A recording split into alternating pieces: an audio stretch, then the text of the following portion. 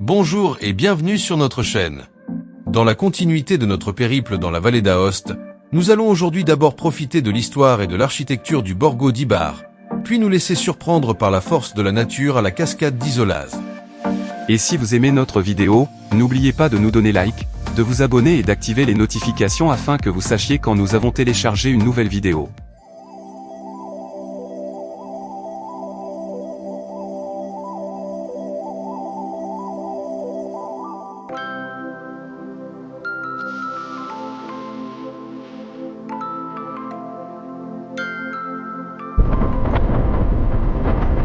Deuxième vidéo de notre visite de la vallée d'Aoste.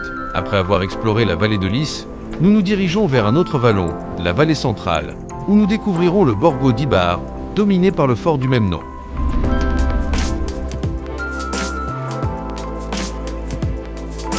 Bar est la plus petite commune d'Italie, avec un peu plus de 100 habitants, mais sa position stratégique en a toujours fait un point important pour les activités commerciales et militaires.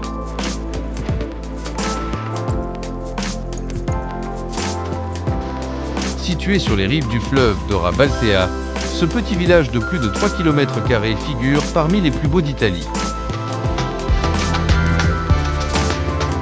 Les gravures rupestres mises au jour lors de fouilles archéologiques montrent que le territoire autour du village est habité depuis le néolithique.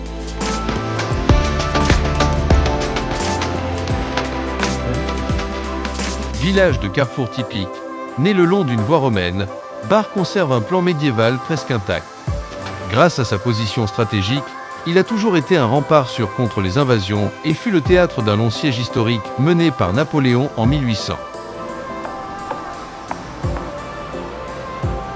Le centre historique se déploie le long de la rue principale, sous laquelle coule encore partiellement l'ancien canal de la Furiana, construit par les Romains et toujours en usage aujourd'hui.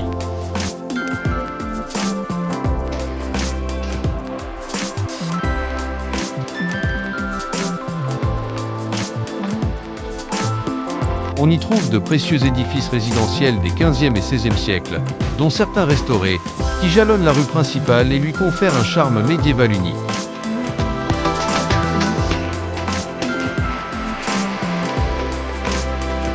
Au cours de notre promenade, nous découvrirons des maisons telles que la Casa Chaland, située sur la place centrale, construite à la fin du XVe siècle. Sa façade s'ouvre sur la place par des fenêtres en pierre, où subsistent des traces de la peinture originelle.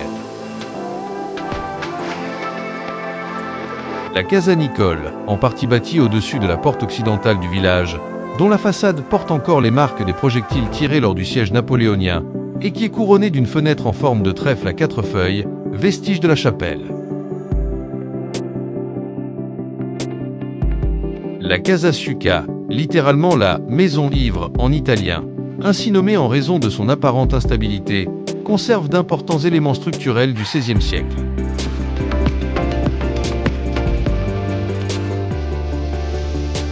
La Casa Valperga, également du XVIe siècle, présente de belles fenêtres décorant sa façade et les restes d'une décoration picturale originale.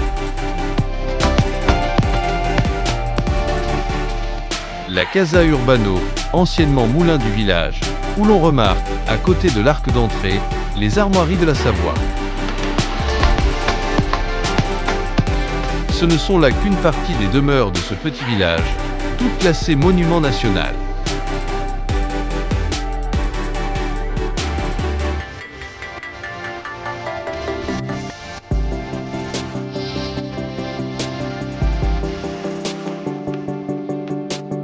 Sans même nous en rendre compte, nous arrivons au bout de la rue, à la place de la mairie, dominée par l'église de l'Assomption.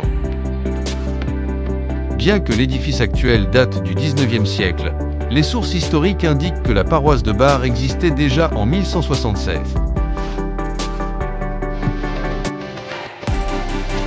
À côté de l'église, on admire un joli clocher de style roman.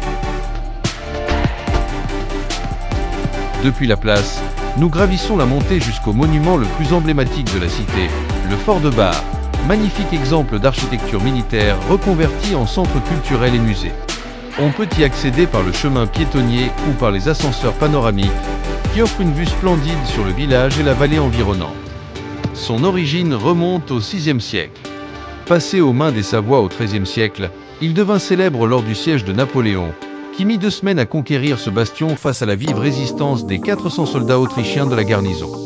Napoléon ordonna le démantèlement du fort pour éviter toute menace future. Reconstruit au XIXe siècle, il servit de colonie pénitentiaire, puis de dépôt d'armes, jusqu'à son acquisition par la région de la vallée d'Aoste en 1990, sa rénovation complète en 2006 et son ouverture au public.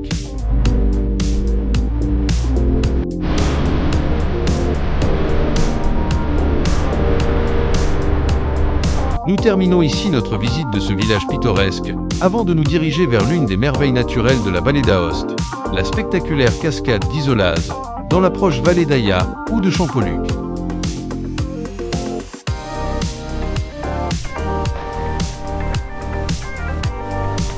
Nous entamons notre parcours depuis un parking à proximité, emplacement détaillé dans la description de la vidéo.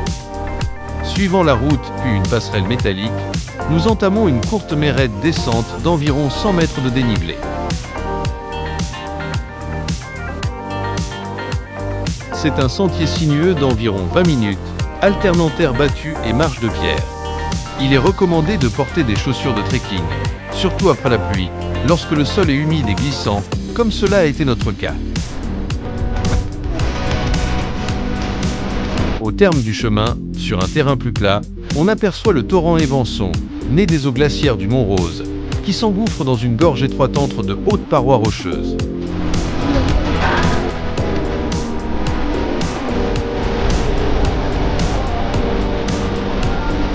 Au cours de son parcours, le torrent chute d'environ 50 mètres, formant l'impressionnante cascade d'Isolaz, l'une des plus belles de la vallée d'Aoste.